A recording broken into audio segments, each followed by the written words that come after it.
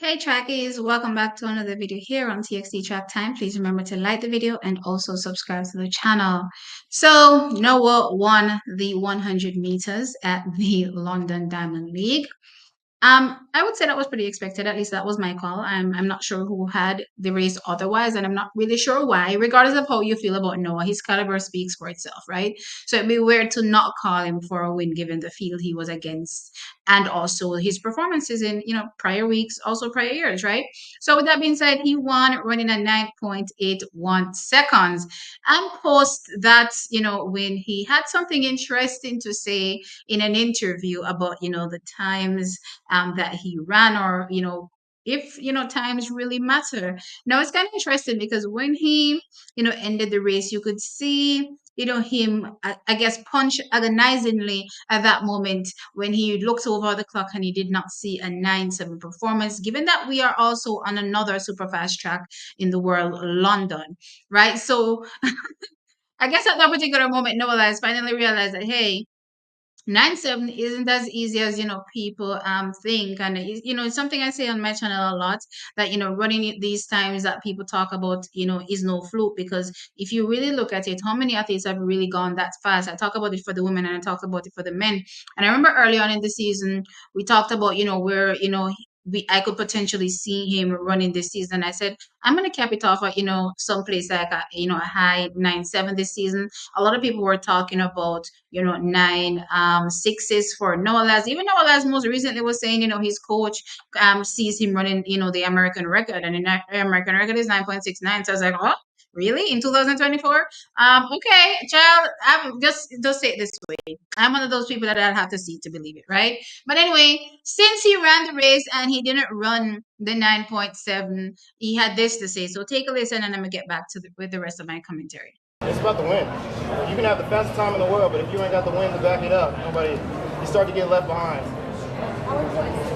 All right, so Jackie, so you heard Nola. So at this particular point, times don't matter. Apparently, it's only the win. No, yes, I agree with Noah when he says, the wins matter regardless of the time. Absolutely doesn't matter. What you run at, or in a final, at the end of the day, the win is what matters. And we see a lot of times, especially for longer distance events at, major championships, right? We may see a fast semi, but when we get to the finals, suddenly things start to become even more tactical, and everybody's watching everybody, and nobody's trying to do anything too much. Nobody wants a front run because you don't want to be the one that is left out in the cold, because all of a sudden you gave all that energy in the first part of the race and I'm not going to carry it home with, you know what I mean? So things start to become a bit more tactical. So I agree with him, as it relates to the fact that yes, wins is what matter. But no one, no one, no one, no one, no one. We're not going to do this. We're not going to do this. We're not going to suddenly start saying, oh, times don't matter after you've been, blabbing your mouth, on every, forum that you've been on, saying how fast you're going to be running this season, right? Even from last year, you were talking about breaking world records and everything else under the sun, right? Even if we put that aside and we look at just this year, as it relates to what you were talking about doing, you've been talking of running, 1.97/9.6s. You know what I mean? From indoors, you've been on this super hype train. Oh, I'm going for the American record, yada, yada, yada, yada. And I said, from where? You know what I mean? I'm wondering if people are thinking that, these athletes are Tyson Gay when he did it back in the day. You know what I mean? Or even if you just look at it from a Jamaican perspective, are you saying both Johan Blake? You thought these performances were just, oops, I can just get up and drop a 9.6, or you know what I mean, track is. So it's kind of interesting to me and quite hypocritical of Noah Lyles knowing this particular moment, especially with all the talk going into London, because we all know why he went to London. He went to London to get that 9.7. He went to London to get that 9.7 so that he could go into the Paris Olympic Games with what he may consider a psychological edge, because Kishi and not check for Noah Lyles, no time, right? As far as I am concerned. So with that being said, he's thinking that, look here, if I can show these athletes heading into the games that I can match them, then by the time we get to the games, I can better what I did here and, beat you, right? So that is pretty much why he went to London. I mean, I asked nobody no question, no can tell me, all no one tell me, into the comment section, but I'm not going to change my view. He went to London so that he could get that psychological edge above athletes that have potentially gone faster than him this season. Now, for athletes that have gone faster, we only have three, right? We only have an oblique Seville 9.82, a Ferdinand Ominiel at 9.79, and a Kishane Thompson 9.77.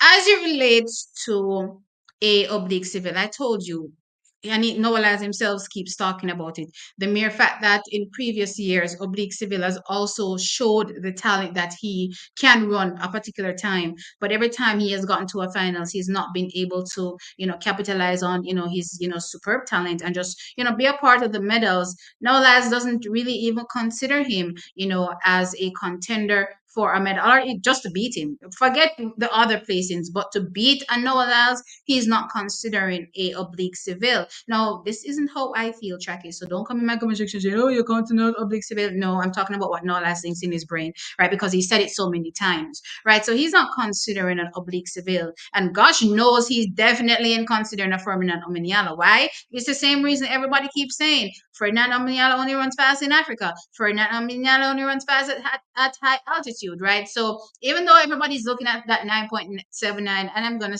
throw myself into the equation, not many are taking that 9.79, seriously, unfortunately, because of the conditions that it was running at, and the major conditions or the condition is, the fact that it was done at high altitude. So with that said, the only other athlete is a Kishane Thompson. The problem is now that Kishane Thompson has run these times that one told you there was quite a bit more left in the tank. But regardless, at this particular moment, whatever is left in the tank is what we haven't seen. What we have seen is a 9.77, right? That is what we have seen. We can't talk about what we don't see yet, right? To be fair, we can't really talk about what we don't see yet. So in Noah Laz's mind is, if I can get into 9.7s on this London track, I can show you that, hey, I can run 9.72, right?